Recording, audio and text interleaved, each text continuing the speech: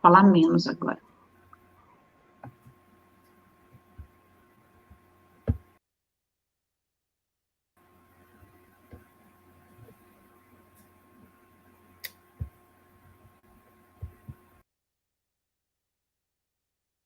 Olá, boa noite. Sejam bem-vindos a esse painel que falará a respeito do cérebro.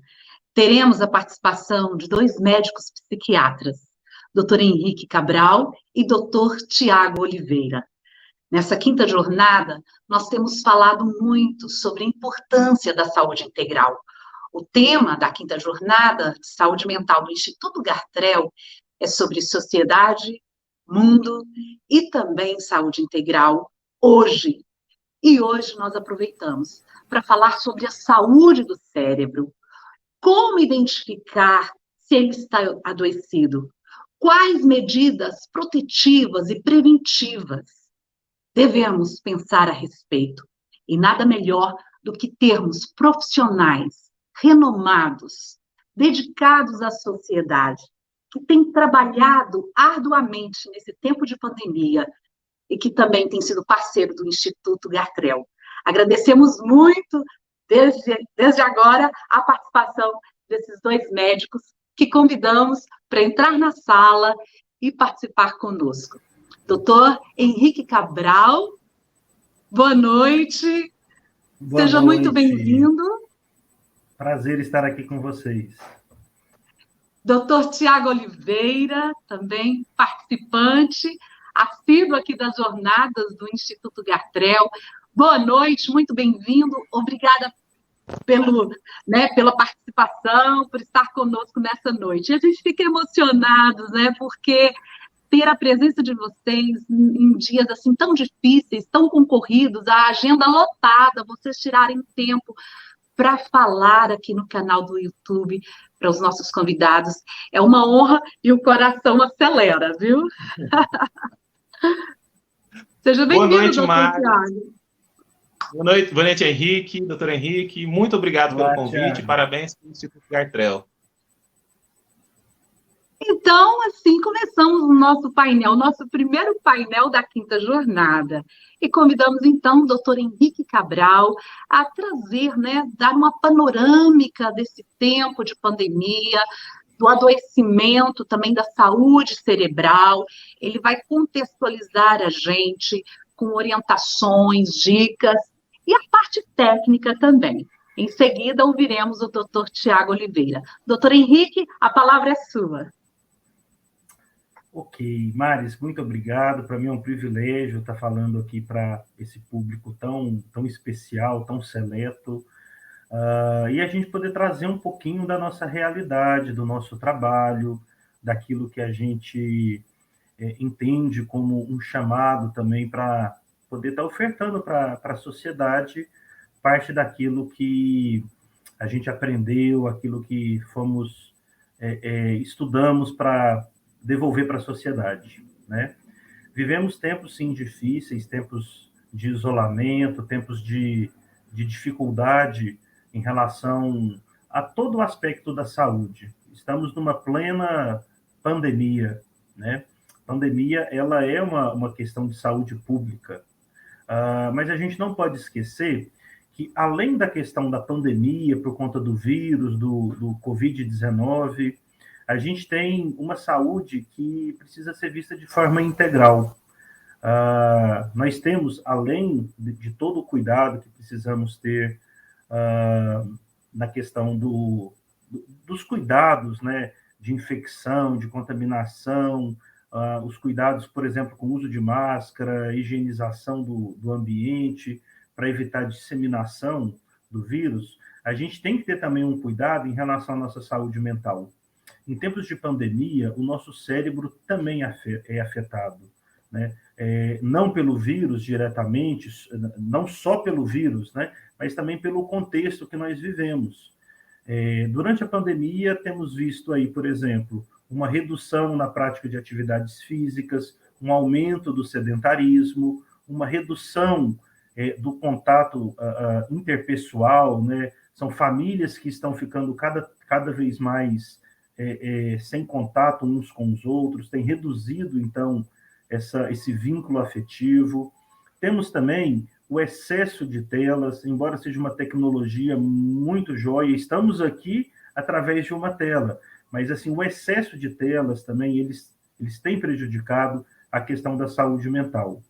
Então, assim, precisamos enxergar a pandemia e esse momento que nós vivemos de uma visão holística mesmo, o ser humano com integralidade nos tempos de hoje, né? O que a gente, então, pode fazer, o que a gente pode observar, como que a gente pode se prevenir.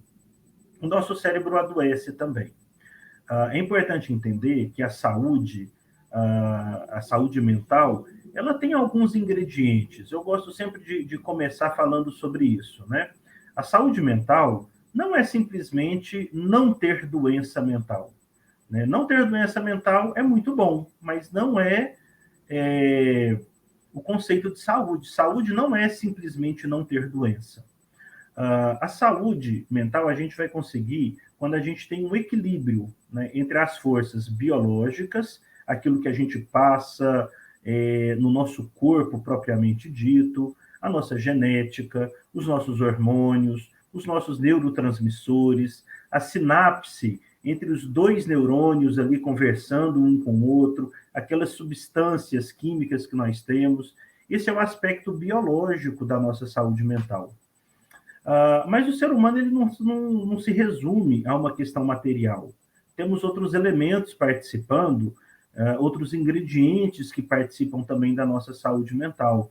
Temos, por exemplo, um aspecto que é transcendental à matéria, o aspecto da personalidade, do jeito de ser de cada um, o aspecto do desenvolvimento que é individualizado. Você pode ter, por exemplo, dois gêmeos idênticos, iguais, assim, fenotipicamente, né? Você olha para eles e você não consegue diferenciar um do outro, mas eles são pessoas diferentes, com personalidades, com preferências, com predisposições diferentes. Então, a gente tem esse elemento que não é só da matéria, que você pode dar o nome de personalidade, jeito de ser, preferências. Eu falo que é o componente psicológico da pessoa, né? E, além disso, a gente tem um outro ingrediente também que é muito importante, que é o ingrediente ambiental ou socioambiental. É aquilo que está fora da pessoa, né? É aquilo que acontece no meio onde a pessoa vive. Temos alguns exemplos, por exemplo, a própria pandemia, né? Um país que está em guerra, um país que está passando por um processo de uma revolução muito intensa, ou uma crise muito intensa, ou um processo de fome. Esse contexto ambiental, ele também traz influências sobre a nossa saúde mental. Então, a gente tem esses três grandes eixos: o eixo biológico, o eixo psicológico e o eixo ambiental. O nosso cérebro adoece em qualquer uma desses ingredientes. Qualquer ingrediente desses aí vai afetar o funcionamento da nossa saúde mental, do nosso psique, né? Durante a pandemia, um fato que tem chamado muito a atenção é o aumento, por exemplo, em quadros de humor, como ansiedade, sintomas depressivos. Teve também um aumento considerável naqueles comportamentos compulsivos obsessivos, né, o TOC propriamente dito, o alcoolismo atingindo níveis alarmantes também. Ou seja, a gente tem uma gama muito grande de transtornos mentais que tem surgido ao longo do momento que a gente vive, né? Me chama a atenção uma situação muito preocupante, que é a questão do toque propriamente dito. Até 2 ou 3 anos atrás, a gente encontraria pessoas na rua usando máscara e acharíamos muito estranho, né? Até 2 anos atrás não era comum no Brasil vermos pessoas andando para lá ou para cá de máscara. Normalmente tinha feito algum procedimento, alguma cirurgia, ou tinha alguma questão muito detalhada, assim, muito específica, né? Hoje em dia, a gente está vivendo o contrário. Quando a gente vê alguém sem máscara, a gente fica preocupado. Por que essa pessoa não está de máscara? né? Então, alguns comportamentos, eles têm mudado nesse momento, né? Uma outra questão, pessoas que lavam a mão toda hora, o toque, né? Que até 2 anos atrás, se uma pessoa lavasse as mãos toda hora, ou andasse com um frasco de álcool, a gente também acharia estranho. Não é do comportamento de um brasileiro médio tá sempre usando um desinfetante, um álcool, um antisséptico, de maneira tão intensa como nós estamos agora. Então, assim, o que é importante de entender? Olha só, o contexto que nós vivemos tem mudado a nossa rotina. A nossa rotina, ela é baseada numa série de costumes, de hábitos, né? E essa mudança, ela traz impacto para a nossa saúde mental. O que eu comecei a falar, por exemplo, no consultório, pacientes que estavam com um quadro de toque compensado, estavam bem, agora eles voltaram a esses sintomas, porque tem esse estímulo externo. Esse é um grande acontecimento que temos observado. Tem também a questão, quando a gente tira a pessoa da rotina, a gente precisa inseri-la numa nova rotina. Temos visto muito durante esses últimos anos, nesses últimos 2 anos, uma mudança importante na rotina escolar, entre jovens, adolescentes, crianças, por exemplo, da ausência da aula presencial. Não entro aqui na discussão do mérito disso, eu estou fazendo a discussão da consequência disso, né? A redução do contato de jovens e adolescentes com outros, com os pares deles, com outras crianças, com outros adolescentes, tem gerado uma população um pouco mais esfriada afetivamente. A relação com a tela, ela acabou aumentando muito e houve uma redução na relação interpessoal. Fica uma pergunta, né? Como essa geração vai amadurecer? Como vai ser a interação dela no futuro? A gente já tem passado, ao longo das últimas décadas, inclusive pré-pandemia, uma geração um pouco mais esfriada afetivamente, um pouco mais egocêntrica, um pouco mais voltada para a autossatisfação, uma busca mais relacionada à individualização do prazer, individualização das respostas que tem que dar para a sociedade. Por exemplo, não, cada um pensa de um jeito, se isso fica bom para você, então é isso que você tem que fazer. Essa individualização, ela tem se acentuado muito, porque agora as pessoas não têm mais interação social, ou uma interação social mínima.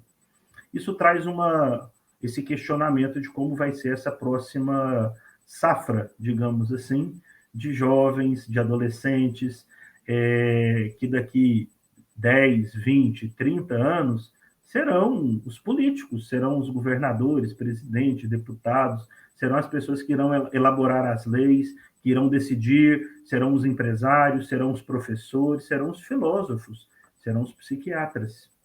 Então, é um questionamento muito importante de ser feito. Ainda falando sobre o adoecimento do cérebro, um cuidado que a gente tem que falar assim diretamente é a questão do próprio luto, né, que muitas famílias têm vivido. O processo do luto, no momento que nós estamos, ele foi modificado. Até pouco tempo atrás, qualquer pessoa que viesse a falecer, um familiar, o brasileiro médio também, né, é normal para um brasileiro, ele ter um velório, ele ter um período ali de despedida do ente querido, do familiar. E muitas vezes, agora com o Covid, principalmente quando é um óbito relacionado à infecção, num período de transmissão, a gente tem visto o quê? Que as pessoas não têm prazo de despedir. As pessoas não têm mais aquela questão do processamento agudo do luto. É simplesmente uma pessoa que foi para um hospital, internou, não sobreviveu, e temos aí os números falando da quantidade de pessoas que vieram a óbito por conta dessa infecção, e que precisam, assim, faleceram, e precisam de um sepultamento. E o sepultamento é feito, o caixão é fechado, a família não pode despedir, a família não pode, às vezes, sequer conferir ali a presença da pessoa. Isso traz uma certa angústia existencial, né? De repente, uma pessoa que foi andando para o hospital, ela volta dentro de um caixão, dentro de uma gaveta. E esse processo do luto, ele não ocorre de maneira saudável. Com certeza, isso vai adoecer o nosso cérebro. São as questões de vivência. Agora, quando eu falo que o cérebro ele também tem um ingrediente biológico, e pensando nesse momento de pandemia que nós vivemos hoje, é importante falar também da questão do adoecimento cerebral por conta do próprio Covid, né? A doença, ela é muito nova, ela ainda está assim, num processo de conhecimento, de maior aprofundamento técnico, científico e de investigação, mas uma coisa a gente já percebeu, o vírus do Covid, ele tem um certo tropismo, ele tem uma predisposição de afetar algumas células do sistema nervoso, né? Ainda não se sabe exatamente qual que é o mecanismo que isso acontece, mas tem sido muito comum receber dentro do consultório pessoas que tiveram Covid, pessoas que ficaram, às vezes, sintomas leves, outras pessoas com sintomas graves, mas que retornam depois desse processo de infecção com uma alteração psíquica. Pelo menos na minha prática, que eu tenho visto muito de queixa, é a queixa da memória, né? Muitos pacientes queixando de uma dificuldade de lembrar nomes de objetos, nomes de pessoas, a memória fica fragilizada. Isso é um sintoma que nós temos observado. E tem também a questão do transtorno de humor, né? Principalmente na questão da ansiedade. São sintomas que nós ainda estamos assim num processo de estudo, de conhecimento pleno, mas são evidências assim que já nos apontam para isso, né? Então, muito importante a gente ter a informação de que após o contato com o Covid, a gente precisa, sim, ter uma atenção maior com a nossa saúde mental. O que se entende até o momento é que, assim, alguma alteração ocorre no nosso cérebro, o cérebro nosso, ele adoece, e alguma situação biológica acaba predispondo ao adoecimento. Uma questão interessante também, e depois o nosso colega aí, o Dr. Tiago, pode trazer mais informações, é que muitas vezes o tratamento feito para o COVID, ele pode trazer um pico de ansiedade muito grande. Por exemplo, quando se usa corticoides, na fase mais aguda do COVID, a gente vê que o paciente faz uma crise de ansiedade. O paciente ele pode ter uma piora por conta do uso do hormônio. Então, assim, do hormônio que eu falo, do corticoide, porque o corticoide é chamado de hormônio do estresse, né? Talvez o próprio nome dele já dê um indicativo do que ele provoca no nosso cérebro, no nosso corpo. Então, o uso do corticoide, eu tenho visto muito paciente no pós-Covid, muitas vezes que não ficou internado, foi um quadro leve, mas que demandou o uso de um corticoide. Ele vai no consultório porque ele desestabiliza do ponto de vista emocional. Além da falta de ar, dos sintomas da própria infecção, ainda vem ali um sintoma da ansiedade gerada pela medicação, necessária na maioria das vezes, né? E isso acaba provocando, então, uma piora do quadro de ansiedade. Às vezes o paciente faz um ataque de pânico, desenvolve ali uma sensação de medo, né? Os casos de internação pelo Covid também acaba gerando, muitas vezes, uma sensação de trauma, né? Eu fico pensando assim, uma pessoa que foi procurar ajuda no hospital, estava precisou de internação, foi para a UTI, e ali dentro da UTI, aquele tanto de luz e sons, e pacientes graves, e profissionais de saúde correndo para acudir, às vezes um paciente próximo a você tem uma intercorrência maior de saúde, você está ali dentro da UTI, vivenciando todo esse estresse, né, toda essa tensão. Então, os quadros de transtorno de estresse pós-traumático, por uma exposição, eu chamo de exposição vicária, né? Às vezes não é o próprio paciente que está sofrendo desse estresse, dessa angústia, dessa emergência médica, mas ele está vendo ali do lado alguém passar por isso e muitas vezes vem aquele pensamento, eu sou o próximo, vai acontecer isso comigo também. Então, o paciente depois ele sai da UTI, muitas vezes não acontece nada disso, mas ele sai de lá com essa perspectiva. Então, assim, é um momento de tensão, é um momento que a gente precisa falar sobre saúde mental, é um momento que a gente precisa ter atenção a sintomas, precisa ter atenção aos sinais que o nosso cérebro dá quando está adoecendo.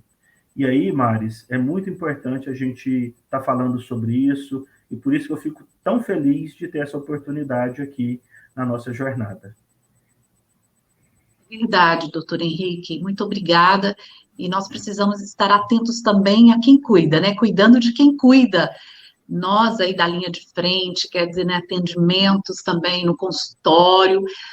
Para quem não sabe, eu sou psicóloga também, e nós verificamos que nós também precisamos de suporte, desse autocuidado. O senhor poderia deixar algumas dicas, por exemplo, quando reconhecer que é tristeza, que é algo que vai passar, que faz parte do momento, e quando a gente deve procurar por um profissional especializado? Porque às vezes nós forçamos um pouco o motor, né? Nós temos essa expressão aqui no Brasil, forçamos muito a máquina, e depois, quando a gente procura, o especialista diz, nossa, mas você poderia ter vindo antes. Então, deixo aqui para a nossa audiência essas dicas de como perceber quando é uma tristeza, algo que vai passar naturalmente com o tempo, e quando eu preciso de uma intervenção medicamentosa, até mesmo de um especialista. Ótimo. É sempre muito bom poder estar falando sobre quando procurar ajuda. Eu gosto de usar muito o critério da funcionalidade. Enquanto a pessoa está funcionando bem, é importante, sim, ter noção dos sintomas, mas quando a pessoa começa a ter perda da função, ela não está dormindo bem, ela não está acordando bem, ela não está conseguindo trabalhar, ela não está conseguindo se alimentar, ou está alimentando demais, tudo isso daí são sinais de disfunção. Não está conseguindo trabalhar, não está conseguindo sentir a alegria. E assim, a questão assim, que eu acho muito interessante, quando procurar ajuda, não é nem tanto baseado no sentimento da tristeza, porque tristeza também é um sentimento que faz parte do nosso repertório emocional. Mas da mesma forma que é natural sentir tristeza, tem que ser natural sentir alegria. Se você não está sentindo alegria, se você não está conseguindo perceber vida na vida, é sinal que tem que procurar ajuda. É um grande sinal. A gente tem uma tendência de dar muito valor para os sintomas positivos, né? Os sintomas que eu falo positivos são aqueles que a gente gosta de sentir. Alegria, coragem, disposição. E às vezes a gente fica achando, não, então se eu tiver tristeza, medo, cansaço, eu tenho que procurar ajuda quando eu estiver sentindo o sintoma negativo, né? Aquilo que eu não gostaria de sentir. Na verdade, os sintomas negativos, eles fazem parte da nossa vida, e os sintomas positivos também. Então, ter bastante atenção em relação à funcionalidade da pessoa, assim, dentro de um contexto amplo, né? Mas de maneira mais simples ainda do que tudo isso que eu estou falando, procure ajuda, né? Acho que procure um bom profissional. O bom profissional, ele vai conseguir te recomendar há necessidade ou não há necessidade de terapia, de medicação, de mudança do estilo de vida, de adequação nas rotinas da vida, na rotina pessoal da pessoa. Então, assim, na dúvida, procure ajuda. Acho que estamos aqui para isso, né, Mari? A gente está exatamente oferecendo ajuda. Isso mesmo. Né? E hoje nós temos esse acesso, né? Quantos vídeos, a própria jornada de exposição, em uma semana de programação, profissionais que têm ouvido a sociedade, e nós vamos juntando, né, linkando tudo isso, trocamos informações diariamente, essa equipe aqui também do Instituto Gartrell e tantos outros parceiros, e nós estamos exatamente tocando em temas que acontecem, né, nas famílias, na sociedade, que tem aumentado. Doutor Henrique, obrigada por enquanto, daqui a pouco o senhor volta, tá bom? Ótimo. Convidamos para participar agora, ter o seu momento de fala, doutor Tiago Oliveira. Doutor Tiago, mais uma vez, aqui conosco. Doutor Tiago, dando continuidade, né, nós estamos no Setembro Amarelo, esse mês que faz menção a isso, essa saúde mental, esse adoecimento também, os cuidados, a qualidade de vida, né? Valorização da vida, valorização da vida. Nós temos percebido o aumento do suicídio, principalmente entre os jovens, crianças, e isso traz tristeza para o nosso coração. Aproveitemos aqui esse espaço também para tocar isso, nesse tema de como a gente pode auxiliar, cuidar desses jovens, né, antecipar situações, não é? E fique à vontade para sua contribuição, vamos trocando aqui experiências, entrando na fala um do outro. Fique à vontade para falar sobre a saúde do cérebro e quando ele adoece, o que fazer e tantas coisas que permeiam, que orbitam a nossa saúde mental. A palavra é sua. Mais uma vez, muito obrigado, Maris, pelo convite. Né? Então, obrigado a todos os participantes que estão aí acompanhando essa jornada, a quinta jornada, aí, através das mídias, através do YouTube. Então, muito obrigado pela essa participação. Obrigado, doutor Henrique, pela fala. Então, complementando a fala dele, então, o doutor Henrique falou bastante a respeito disso, né? Então, como o ser humano é um ser psíquico, biológico, social e espiritual, pelo caráter biológico, ele pode também adoecer. Então, o cérebro ele é um órgão do seu corpo, do corpo humano, e de igual forma ele está sujeito aos estresses, tanto físicos, químicos, quanto psicológicos, e que podem levar ao adoecimento desse órgão. Então, e de que maneira que esse órgão manifesta os sintomas do adoecimento? Através de sintomas neurológicos ou sintomas psiquiátricos. Então, o estresse é o ponto de partida, é o gatilho para esse processo, que pode ser um processo fisiológico, adaptativo, ou pode ser um processo que ele passa a ser desadaptativo, ele passa a ser prejudicial. Então, em que ponto que esse estresse passa a ser prejudicial? A partir do momento em que a capacidade do organismo de se recuperar desse estresse, ela fica afetada. Ou então o estresse é maior do que a capacidade desse organismo de se recuperar. Então, o doutor Henrique citou a questão aqui da pandemia, da Covid, todas as mudanças de comportamento, inclusive, que ocorreram por causa disso, as experiências que pessoas que adoecem ou vão para a UTI, ou têm familiares que adoecem e vão para a UTI, isso é um evento traumático que pode desencadear um processo que a gente chama aí de transtorno de estresse pós-traumático, ou outros quadros de ansiedade ou sintomas depressivos, e também essa questão de transtornos de humor. Então, o estresse ele é um fator de risco para o desenvolvimento de transtornos de humor, e nesse momento da pandemia, e que todos nós estamos sendo afetados direto ou indiretamente por essas mudanças, esse aumento do estresse leva também a um aumento dos transtornos de humor, e isso tem levado junto à questão de suicídio ou tentativas de suicídio.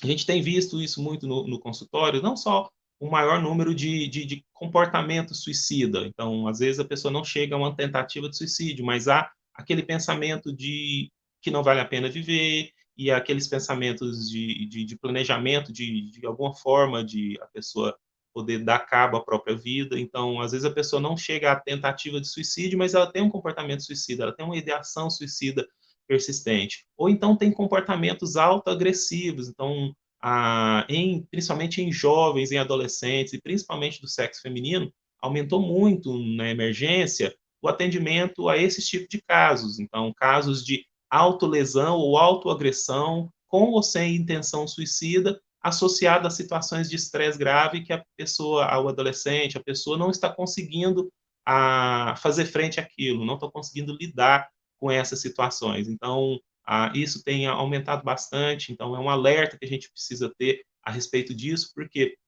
pensamento suicida, ideação ou tentativa de suicídio, que a gente chama essa gama de comportamentos de comportamento suicida, ele precisa de uma avaliação psiquiátrica. Então, a gente entende e tem entendido nos últimos anos que a tentativa de suicídio, ela é uma emergência psiquiátrica, mesmo que a pessoa que tentou suicídio não esteja sob risco de vida por causa dessa tentativa. De repente, ela foi interrompida durante esse processo e não chegou a causar nenhuma lesão física grave, mas ainda assim, o fato daquela intenção suicida estar presente, isso configura uma emergência psiquiátrica, a pessoa precisa ser avaliada com urgência num serviço que disponha do profissional psiquiatra para poder entender o que está levando aquele comportamento suicida. A gente sabe dos dados que o suicídio consumado, cerca de 98% das pessoas que morreram por conta do suicídio, elas tinham, no momento do ato suicida, um transtorno mental não tratado adequadamente, ou às vezes o tratamento não estava sendo satisfatório. Então, isso alerta muito para a gente a questão de que a gente precisa tratar o suicídio como um problema uma emergência de saúde, e que precisa da participação do psiquiatra nessa avaliação para poder entender o risco daquele comportamento e que intervenção que pode ser realizada. Então, associado também a essa questão da Covid, a gente tem percebido, como o Dr. Henrique falou, o vírus ele tem um tropismo, uma atração por células do sistema nervoso central. Então, ele pode sim afetar o cérebro diretamente por ação do vírus, ou o cérebro ser afetado indiretamente pela atividade inflamatória que gera, pelas medicações que são utilizadas. Então, a gente tem visto muitos trabalhos falando a respeito dessas síndromes pós-coronavírus, pós-Covid-19. Então, nessas síndromes, tem se percebido um grupo de doenças que são eventos cerebrovasculares, como acidente vascular isquêmico, hemorrágico, também a tromboses cerebrais, e também sintomas neurológicos e psiquiátricos que podem apresentar após essa infecção pelo coronavírus. Então, você pode ter quadros de encefalopatia, de encefalite, e quadros, às vezes, puramente psiquiátricos, como quadros depressivos, quadros ansiosos, que surgem após essa infecção.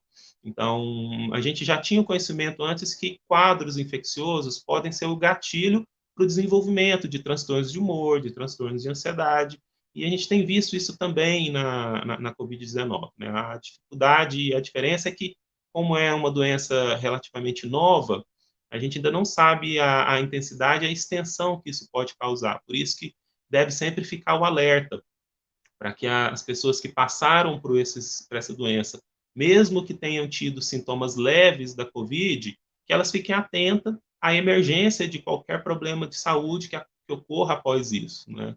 Para que possa procurar o serviço de saúde, procurar o médico, procurar a equipe e ser orientada e ser avaliada adequadamente em relação a essas questões, né? Então, o objetivo realmente é a gente identificar isso o mais rápido possível. Maris, você fez uma pergunta a respeito das questões do adoecimento cerebral. Em que momento buscar essa ajuda? Né? Então, em que momento buscar essa ajuda? Então, eu tenho uma perspectiva em relação à saúde, de maneira geral, que é alinhada com o que o Dr. Henrique falou, né? Então, a saúde, ela não é só a ausência de doença. Então, o conceito de saúde ele é muito mais amplo, ele se refere a um bem-estar. É claro que não estar doente é uma condição para ter uma saúde adequada. Então, mas o fato de ter uma doença não significa que a pessoa não possa ser saudável. Mas eu sempre comparo a preocupação que deve se ter com a saúde de maneira geral com a questão do veículo automotor, com o carro, por exemplo. Então, Décadas atrás, uma pessoa só levaria o carro no mecânico se ele percebesse que esse carro está dando algum sinal de que não está funcionando adequadamente.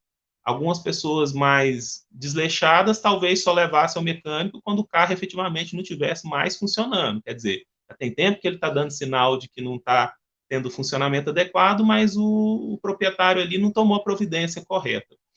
A gente percebeu que ao longo dessas décadas esse comportamento foi modificado. Então, a pessoa que comprou o carro dela ali na concessionária, novo, 0 quilômetro, ela desde o início tem o cuidado de levar esse veículo para ser avaliado regularmente, independente dele ter alguma alteração, independente dele estar apresentando algum sinal de mau funcionamento.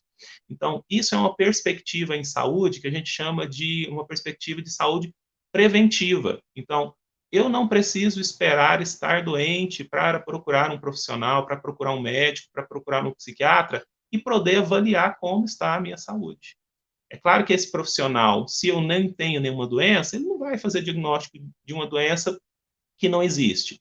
Mas se existe alguma alteração que ainda não tem sintomas que eu tenha percebido como grave e que tenha me prejudicado, mas ele pode alertar de que aquele comportamento ou aquele padrão de vida, aquele estilo de vida não é um estilo de vida saudável e com o passar do tempo a pessoa certamente ou com uma frequência muito alta, ela vai desenvolver problemas de saúde.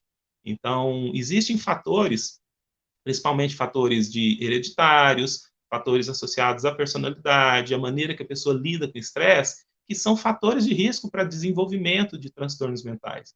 Então, uma vez que o indivíduo seja avaliado quanto a isso e ele entenda isso antes de ter desenvolvido o transtorno mental, a gente pode intervir de maneira a evitar que venha a desenvolver essa doença. Então, a gente costuma dizer que a medicina desse século ela tem mudado a maneira de olhar o indivíduo e de olhar a saúde. Então, o foco nosso não pode ser apenas procurar doenças e tratar doenças. A gente precisa estimular um estilo de vida saudável, uma vida saudável de maneira a prevenir que essas doenças apareçam. É claro que esse avanço na visão não rompe e não abandona tudo que a ciência e a medicina construiu até hoje. Então, a gente continua fazendo diagnósticos e quanto mais precoce esse diagnóstico, melhor para o indivíduo e melhor para a sociedade. Quanto mais precoce você consegue fazer a intervenção terapêutica, melhor essa evolução. Mas para além dessas atitudes e desse cuidado, a gente procura avaliar o indivíduo e tentar intervir antes de que essas patologias se desenvolvam ou antes que elas se agravem. Então, essa é uma perspectiva preventiva. Então, eu sempre digo isso, você não perde nada levando o seu carro na concessionária para avaliar como é que ele está, para fazer as revisões, para identificar. Na verdade, você vai estar economizando isso ao longo prazo. Com a sua saúde é semelhante, você deve procurar um médico, deve procurar o psicólogo, deve fazer uma avaliação de como está a minha saúde hoje.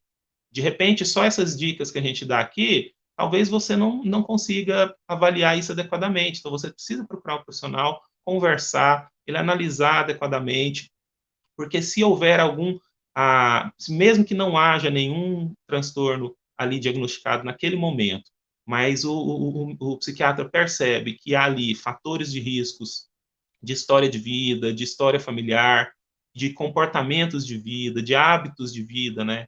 Por exemplo, um uso inadequado de bebida alcoólica, ou sedentarismo, ou dificuldade da pessoa de lidar com situações de estresse, ou a rotina, a gente vê isso muito, uma rotina de trabalho exaustivo, sem horários de lazer, principalmente o trabalho que a pessoa arrasta ao longo de anos, sem um sentido maior, por que ele está fazendo isso? Né? Eu estou fazendo isso aqui por quê? Qual que é o sentido disso? Então, isso tudo precisa ser avaliado numa perspectiva mais ampla e integral de saúde, para que a gente possa estimular, desenvolver a busca por uma saúde. Então, busca pela melhoria do estado de saúde da pessoa, uma saúde realmente integral, que visa não só saber se tem ou não tem alguma doença, mas identificar como estão esses hábitos, se esses hábitos são saudáveis e se há algum comportamento ali que precisa ser modificado, que precisa ser melhorado, que a pessoa pode conseguir se tornar melhor a cada dia. Então, o ser humano, ele não basta ele estar bem e se manter assim continuamente. Ele precisa, na perspectiva ao longo dos anos, se perceber caminhando e avançando nas suas dificuldades, vencendo aquilo que antes ele tinha dificuldade, de repente agora ele já consegue ter uma dificuldade bem menor, então ele vai adquirindo competência, adquirindo habilidades, então essa perspectiva ela precisa ser de crescimento, entendeu? Não só de crescimento de conhecimento, mas crescimento também de experiências, de habilidade, entendeu? Então, essa é a perspectiva que a gente procura desenvolver. Ótimo, doutor Tiago. Acrescentou muito aqui no nosso painel. E é importante dizermos também da importância, assim, é importante dizer, né, a respeito Aham. da Isso. família, esse suporte familiar. Porque quantas vezes nós ouvimos do cliente, do paciente, dizendo que às vezes não tem esse apoio dentro de casa. O doutor Aham. Henrique há pouco falou, né, a respeito dos eixos biológicos, psicológicos e também ambientais, e muitas vezes esse paciente se vê sozinho, porque quando olha alguém, não vê uma ferida, algo ali no corpo, aparentemente, né, que você pode ver, é algo da mente, e como você conseguiu fazer isso e não consegue fazer aquilo, então, assim, como que nós podemos, de fato, orientar a família nesse dia a dia, aqui nesse painel, né? Falaria live. Lembra que o senhor fez uma live aqui para o Instituto Gartrell a respeito da Aham. higiene do sono? A Sim, sim. importância de dormir, que é uma super dica, Aham. Isso. né? Então, esse dormir, coisas básicas que às vezes a gente descuida. E pensamos muito na pandemia o que não podemos, o que não É. devemos fazer, e esquecemos daquilo que podemos. E eu E que gostaria, devemos. então, né, que nesse momento o senhor dissesse o que nós podemos fazer para contribuir, né, para esse sono mais tranquilo, essa questão da alimentação equilibrada, do exercício, enfim, como que o senhor pode nos ajudar a respeito da prevenção? Nós estamos aí no meio da semana praticamente, temos ainda muito aí no mês de setembro, muitos dias ainda. Como que a gente pode deixar essas dicas para o nosso seguidor, para o nosso convidado especial aqui desse Uhum. painel? Então, Maris, isso é muito importante. A gente precisa avaliar os hábitos de vida. Então, mesmo quem está em tratamento ou quem não está em tratamento, a pessoa não tem nenhum problema de saúde, ela precisa avaliar como estão os hábitos de vida dela. E o hábito de sono, ele é fundamental. Por quê? Uma rotina saudável de sono, ela é necessária para um bom funcionamento cerebral. E se a pessoa está tendo essa rotina de sono interrompida, inadequada, seja numa quantidade insuficiente, seja porque ela tem que acordar muito cedo, ou então porque ela vai dormir muito tarde, porque está envolvida em outras atividades, ela vai, ao longo prazo, trazer um prejuízo para a saúde dela, podendo desencadear problemas de saúde, tanto físico quanto psiquiátricos. Então, essa questão da higiene do sono é fundamental. Eu costumo sempre orientar isso. Como é que está a sua rotina de sono? As atividades de higiene do sono, elas podem ser implementadas, elas devem ser implementadas da mesma forma que você faz a higiene oral, da mesma forma que você faz a higiene corporal, a higiene do seu ambiente. Então, além da higiene do sono, a sua alimentação. Então, a pessoa não basta estar comendo, e não é só uma questão quantitativa, é uma questão também qualitativa. Então, precisa identificar se essa dieta não está sendo muito focada em carboidratos, em gorduras, e procurar uma alimentação mais saudável, mais diversificada, que tenha frutas, verduras, entendeu? Então, peixe, castanhas. Então, isso precisa ser orientado porque isso é um estilo de vida e isso é o estilo de vida que vai determinar a longo prazo o seu estado de saúde. Um terceiro fator que eu chamo bastante atenção é a questão da atividade física. As pessoas confundem muito o esforço físico que elas fazem com as tarefas do dia a dia como se isso fosse atividade física. Então, a dona de casa, o trabalhador braçal, às vezes ele acredita que por ele ter uma rotina de vida em que ele faz muito esforço físico, e que ele se cansa muito, ele não precisa fazer uma atividade física regular. E isso está errado. Todo ser humano precisa de uma atividade física regular, no mínimo de 30 minutos, 3 vezes por semana. E essa atividade física, não só para a questão do corpo físico em si, mas para a questão do funcionamento cerebral, do funcionamento mental, ela é fundamental. Então, eu entendo que, assim, isso é difícil, eu reconheço isso, a gente luta muito na vida até conseguir ter uma rotina adequada de atividade física, mas a gente precisa entender que isso é fundamental para se ter uma vida saudável. E outro ponto que eu também sempre chamo atenção é a questão é como a pessoa lida com o estresse dela do dia a dia. Então, a questão não é só você passar por um estresse, passar por dificuldade, mas como que você está enfrentando isso, entendeu? De que maneira que você encara isso? Qual o seu posicionamento frente às dificuldades que você enfrenta? Então, isso são habilidades que você pode aprender, pode melhorar. Você não precisa esperar adoecer para procurar uma ajuda nesse sentido. Outro ponto que você falou aí, o doutor Henrique falou, é a questão da importância da família, entendeu? Então, assim, o contexto familiar, o contexto ambiental, a gente precisa ter essa ideia de que nós vivemos em família, seja famílias ali da questão biológica ou afetiva, ou uma questão mais ampla, que é a sociedade, né, como a grande família.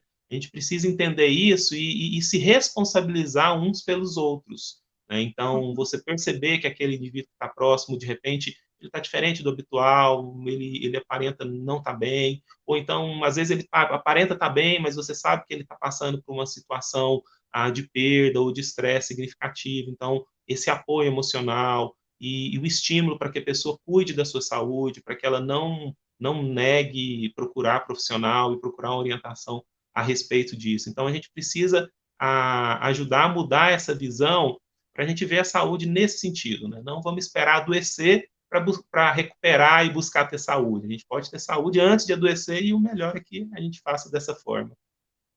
Ótimo, doutor Tiago, ótimo. Doutor Henrique já deve estar chegando aí novamente, né?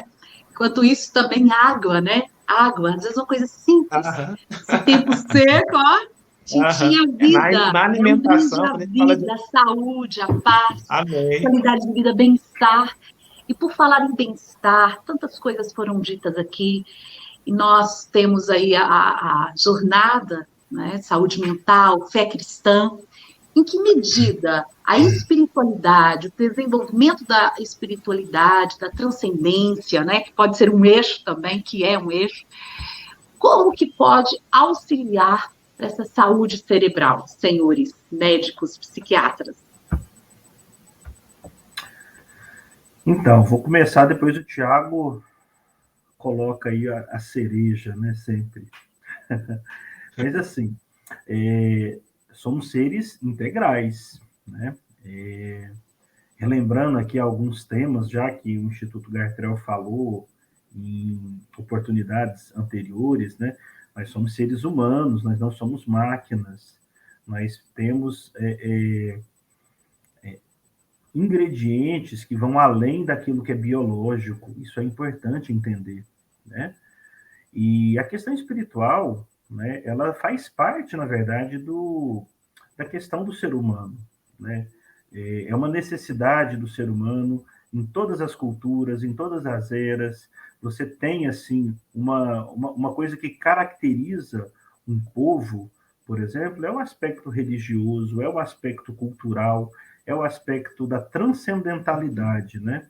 Independente, pode ser nos 5 continentes e em todas as eras. A busca pelo transcendental, ela é um cordão vermelho que une a história, né? Une a história e une todos os povos. Então, a questão de ter uma boa vivência espiritual, eu acredito muito na questão da cosmovisão adequada, né? A cosmovisão religiosa ou doutrinária, dê o nome que achar melhor, mas assim, ter boas doutrinas, ter uma boa teologia, isso pode trazer um acalento nos momentos de dificuldade. Por exemplo, no luto, né? Uma boa explicação para a morte, uma boa explicação para o sofrimento, do ponto de vista teológico, espiritual, isso daí traz alívio, isso daí traz melhora. E do ponto de vista técnico, científico, todos os estudos têm mostrado que a questão da busca pela plenitude espiritual, ela faz parte de uma proteção da saúde mental. Então, ter um bom cuidado em relação à vida espiritual, ela é também cuidar do aspecto físico, né? do aspecto do adoecimento cerebral. Então, é importante, né? E um ponto que eu acho assim, fantástico nessa oportunidade que o Instituto Gartrell nos dá, é exatamente de poder estar colocando, juntando essas questões que nos são técnicas, mas que também são espirituais. Então, é a visão integral do ser humano. Isso é muito bom. Doutor Tiago, obrigada, doutor Henrique. Eu costumo dizer isso, que o ser humano é um ser racional. Ele vê as circunstâncias, ele procura refletir, ele procura o porquê por trás daquilo, como é que isso funciona, será que isso está relacionado com isso, entendeu? Então, essa capacidade fantástica que o ser humano tem faz com que, frente à morte, ele passe a refletir. Então, no momento em que o ser humano, no desenvolvimento nosso infantil, que você vai chegando ali na infância, na adolescência, que você começa a entender o que é a morte, você começa a refletir. E essa morte é ou não é o fim? Sendo ou não sendo o fim, isso muda tudo, porque ela é um dado real e inevitável. Então, o ser humano percebe que tudo que é vivo um dia morre. Então, por que aquilo que está vivo não vai durar para sempre, vai morrer? A morte força você a buscar um sentido. Qual que é o sentido, então? Então, o sentido da vida é ficar esperando a morte? Então, você começa a fazer esses questionamentos. E essa tentativa de entender o que há por trás disso leva o ser humano realmente a essa necessidade de transcender. E quando a gente fala de transcender, é justamente transcender a própria morte. Então, após a minha morte, isso, algo de mim vai continuar, seja conscientemente ou não, e toda essa discussão vai abrindo, aí a gente vê na história da humanidade, culturalmente, ao desenvolvimento de tentativas de se explicar isso e desenvolvimento de religiões e de tentativas de entender isso. De qualquer forma, a pessoa ela precisa de um sentido para a existência dela, para dar a ela força para vencer as dificuldades, vencer o sofrimento. E esse sentido, de repente, a pessoa pode construir isso, então, construir esse sentido, ou, de repente, esse sentido ele já existe, a pessoa vai encontrar. É claro que isso vai depender de um aspecto do ser humano muito interessante e que ajuda muito na saúde, que é o aspecto de fé. Então, fé é quando você crê aquilo que você não tem evidências ali para conseguir explicar. Mas a fé não é só uma crença simples, a fé é uma certeza, entendeu? Uma certeza que te faz continuar mesmo que os fatos estejam te mostrando o contrário. Então, é esse aspecto da fé. E aí, eu parabenizo muito o Instituto Gartrell pelo posicionamento dele, abertamente posicionando a cosmovisão cristã, porque a cosmovisão cristã, ela traz na fé, não só a fé na fé, mas a fé em quê? Em que você tem fé? Então, a cosmovisão cristã, ela questiona isso, ela não acha que basta você ter fé, você precisa ter fé, uma fé correta. Né? A questão não é em quem essa fé está firmada, qual que é o fundamento, qual que é a estrutura que sustenta e que embasa essa fé. E isso faz toda a diferença. É isso aí. E o Instituto Gartrell, ele tem um dos objetivos, né? É exatamente servir pessoas, promover saúde integral. Agradecemos muito a participação de vocês. Se tiverem alguma consideração final para fazer, o momento é agora, nesse nosso primeiro painel da 5ª Jornada de Saúde Mental. E assim vamos terminando. Teríamos muitas horas ainda, muitas horas à frente para discutir um tema tão complexo, mas aqui foi o pontapé inicial e eu tenho certeza que a partir de hoje, você que nos assiste, pode ter novas medidas, novas, digamos assim, desafios internos mesmo, para que você se motive a procurar aí no seu entorno, dentro da sua realidade, daquilo que você consegue, algo novo, diferente, para cuidar dessa mente, né? Para cuidar desse corpo, que é a nossa vida, que é tão valiosa, é o bem mais precioso que nós temos. Considerações finais, caríssimos doutores? Então, primeira coisa é convidar todos vocês que estão nos assistindo agora para continuar, porque teremos outros painéis, como a Maris falou, não esgotamos o assunto, tem muita coisa ainda para falarmos, para debatermos, para aprender. Então, assim, é um convite para continuar conosco aqui no Instituto Gartrell, acompanhando essa nossa jornada de saúde mental. Para mim é um privilégio poder estar dividindo aqui o espaço com a Maris, com o Dr. Tiago, com os nossos espectadores. Né? Fico muito feliz, como o Tiago colocou aí, de estar contribuindo para uma instituição que traz, assim, muito claro, né, a cosmovisão cristã, da qual a gente participa também, da qual a gente comunga, acredita, e, ao mesmo tempo, colocar à disposição, né, dos nossos ouvintes para a gente estar aí, enfim, nos colocarmos à disposição caso o nosso ouvinte precise de alguma ajuda, alguma orientação, para nos procurar o Tiago, procurar a Maris, procurar os nossos colegas, porque você não está sozinho, né, nesse momento de dificuldade, a gente poder partilhar com outras pessoas, com profissionais, com familiares, com amigos, também as nossas dificuldades. Então, estamos à disposição e muito obrigado pela sua participação, pela sua atenção.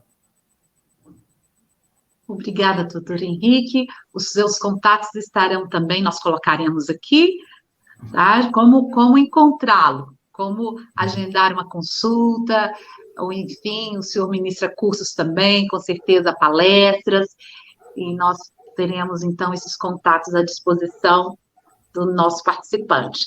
Muito obrigada, doutor Tiago Oliveira, considerações finais?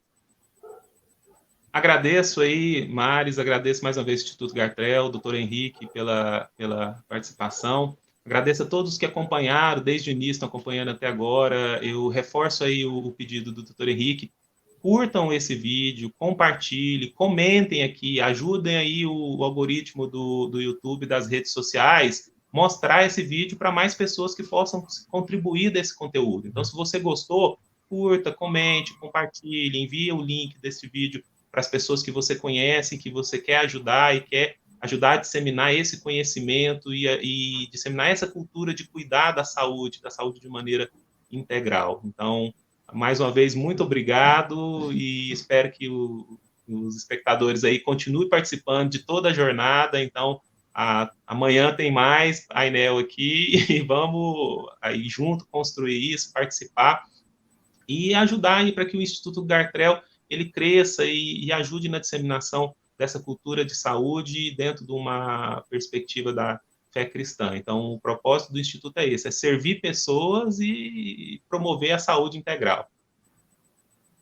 Muito obrigada, doutor Tiago, parceiro, assim como o doutor Henrique, agradecemos muito, desejamos aos senhores e à família sucesso, saúde, paz, renovo aí da esperança, amém, da fé, e que prossigamos firmes no propósito que é abençoar pessoas, usar a nossa vida a favor, né, da sociedade, compartilhando conhecimentos e trocando experiências. Muito obrigada, seus contatos também já estão aqui, doutor Tiago. Então, um grande abraço, né, virtual para vocês e para todos que participaram, e sigamos assim com a nossa 5ª jornada, Valeu. Um agradecimento especial também à psicóloga Esther Cabral, que esteve aqui nos bastidores desse painel, nos conduzindo. Muitíssimo obrigada, querida, e a todos da equipe que participou. Enfim, vamos encerrando, porque o tempo já foi, e até a próxima. Tchau, tchau. Até mais. Tchau, até mais. Obrigada. Muito obrigado.